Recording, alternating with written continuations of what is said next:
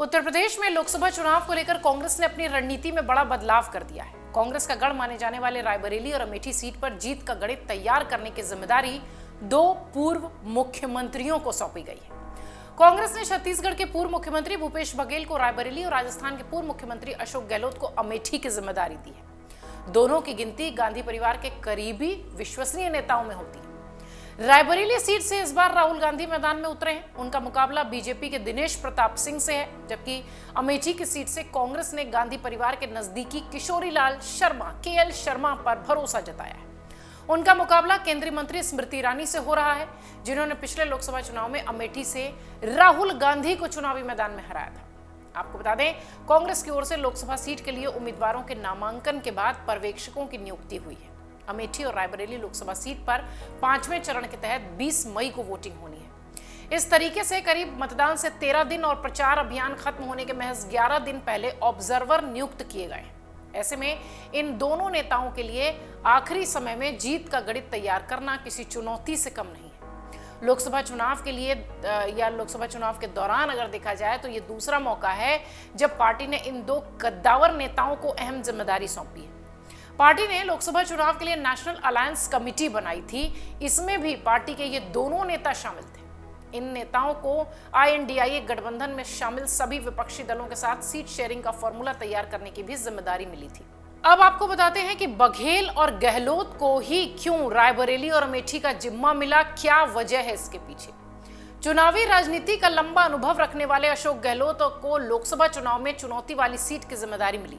इस सीट के परिणाम से अब उनकी सियासी प्रतिष्ठा भी जुड़ी हुई नजर आती है। इस सीट पर पिछली बार राहुल गांधी हार गए थे। अब कांग्रेस और अशोक गहलोत के सामने यह सीट बड़ी चुनौती है। गहलोत पहले भी कई राज्यों में चुनावी ऑब्जर्वर के रूप में, इंचार्ज के रूप में काम कर चुके हैं। गहलोत को कांग्रेस में चुनाव अभियान चलाने और ग्राउंड पर चुनावी माहौल बनाने का विशेषज्ञ माना जाता रहा है।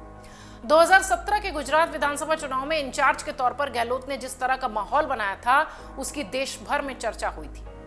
गरबा में नाचने से लेकर घर घर जाकर पर्चे बांटकर वोट मांगने के स्टाइल की भी खूब चर्चा हुई थी। इस चुनाव में कांग्रेस ने 1995 के बाद से पहली बार 77 सीटें जीती थी, तब जब ये चुनाव हुआ था। पार्टी ने इसके बाद गहलोत को दोबारा 2022 के गुजरात विधानसभा चुनाव के लिए सीनियर ऑब्जर्वर नियुक्त किया।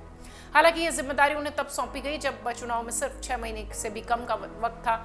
इस चुनाव में पार्टी को उम्मीद के मुताबिक नतीजे नहीं मिले। गहलोत पिछले 1.5 दशक से आक्रामक नजर आ रहे हैं। राजस्थान के विधानसभा चुनाव के दौरान उन्होंने बीजेपी पर तीखे हमले किए।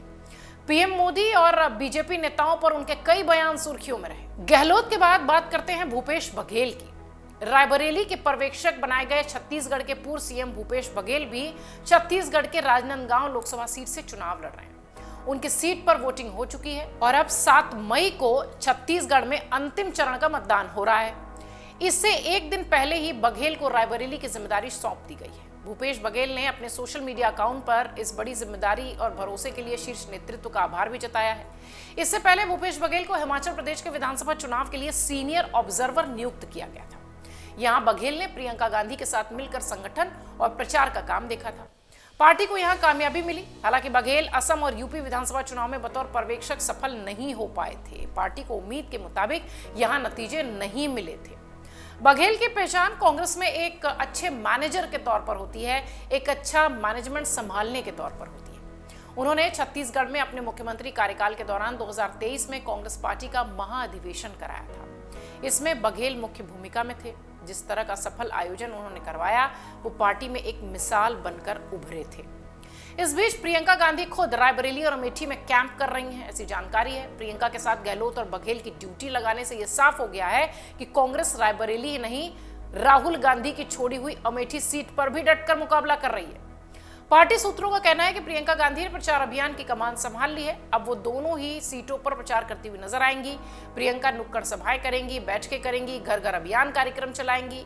केंद्र रायबरेली होगा, जहां वो एक गेस्ट हाउस में भी ठहर रही हैं। ऐसा बताया जा रहा है कि चुनाव आने तक, यानी 20 मई तक बूथ प्रबंधन से लेकर आउटरीच तक सब कुछ वो खुद संभालेंगी, ऐसी चर्चा है। सूत्र कह रहे हैं कि स्वतंत्रता सेनानियों के परिवारों और दशकों से गांधी परिवार के साथ पारिवारिक संबंध रखने वाले लोगों तक वो पहुंचेंगी। प्रियंका गांधी इन दोनों सीटों के लिए डिजिटल और सोशल मीडिया अभियान पर भी निगरानी रखेंगी और 250-300 गांवों को वो कवर करेंगी। दोनों निर्वाचित क्षेत्रों को पर्याप्त वक्त देंगी। कांग्रेस के ये दोनों ऑब्जर्वर जो कि प्रियंका गांधी के साथ मिलकर काम करेंगे, देखना यह है कि इनका अनुभव और इनकी मेहनत कितना काम करती है, क्योंकि 4 जून को नतीजे ये बताएंगे कि ये ऑब्जर्वर की नियुक्ति, ऑब्जर्वर्स का काम और प्रियंका गांधी का अपने ही गढ़ में अमेठी और रायबरेली में जमकर डटे रहना कितना काम आया। अगर आप ये वीडियो YouTube पर देख रहे हैं तो हमारे चैनल को सब्सक्राइब करें और बेल आइकन को दबाना ना भूलें। अगर आप Facebook पर ये वीडियो देख रहे हैं तो हमारे पेज को लाइक करें।